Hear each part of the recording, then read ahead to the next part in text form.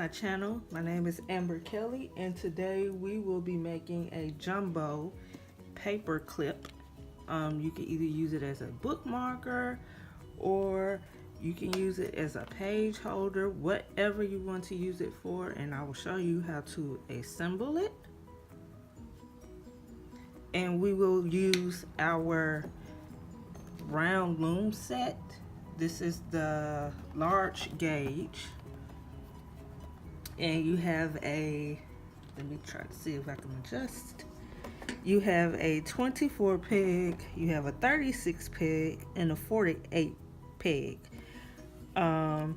This is for chunky yarn, and it says it's right here, 5/8 gauge chunky yarn. So like I said, you do get 3. This is the larger one. This is next to, this is actually the medium one, and this is the small, and that is the large, and it tells you on each one how many pegs it has, and it includes instructions in here as well. So like I said, if you have like a number 5, number 6 type of yarn, then you can definitely use it on here. So today, well, I'll show you. I used Barnett baby blanket yarn or Barnett yarn on here, so that's why you could tell the difference. Also, I will leave a link in the description for the paper clips. These are the jumbo paper clips. Like I said, I got rose gold. This is like a goldish, and this is like a deep dark, I want to say blue, but kind of purplish or charcoal, I should say. Like I say, you get a nice amount of these, and these can be actual little stocking stuffers. If you know a bookworm, meaning somebody that loves books, this can be a great stocking stuffer. And like I said, I will leave the link in the description for the paper clips. I will be using the smallest loom because I will only use 6 pegs.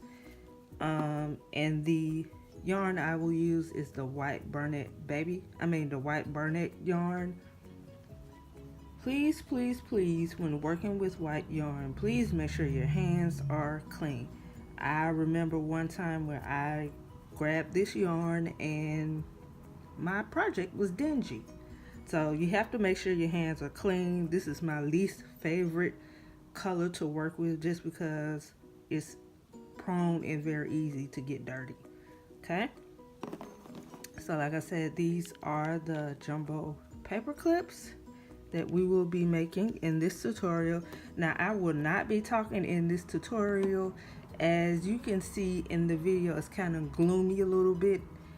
I think we're about to have a big storm, so I'm going to try to get through this as quick and as simple as possible.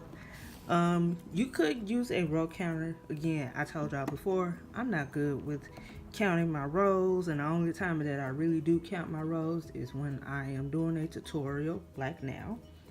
You will need your pick, and yes, so I'm going to put this away, and like I said, I'm going to jump right into it. See you. And as a warning and as a disclaimer, I do have trimmers, essential trimmers. So if you see me shaking in the video, I am not nervous. I am not any of that. I just have essential trimmers, and yes, I am okay. So I get a lot of people that will DM me or ask me, am I okay? Trust me, I am okay. I just have essential trimmers, and yes, just be nice. If you don't like the video, you do not have to watch. But yes, so let's keep watching.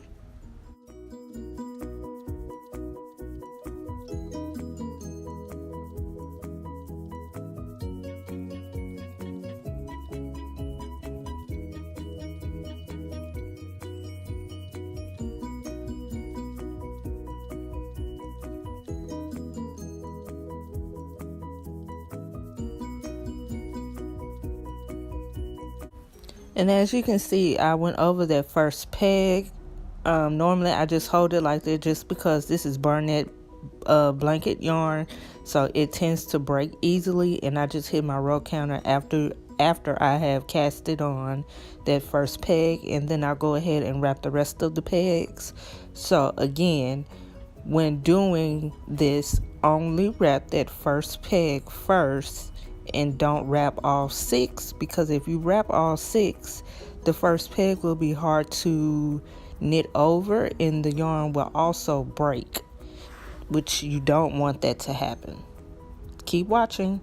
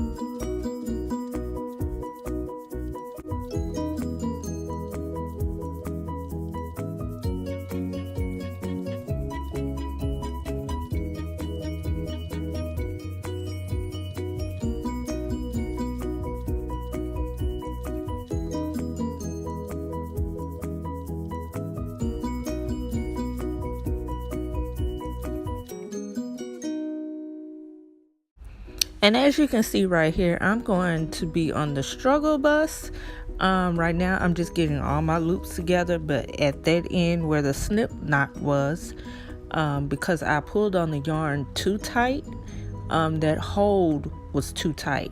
So what I ended up doing was going back and forth, trying to get the loop on top of the peg. Normally, if I wiggle it, it'll work itself out, but normally do not pull the yarn that tight to where it can't fit over the peg like I'm having issues with now.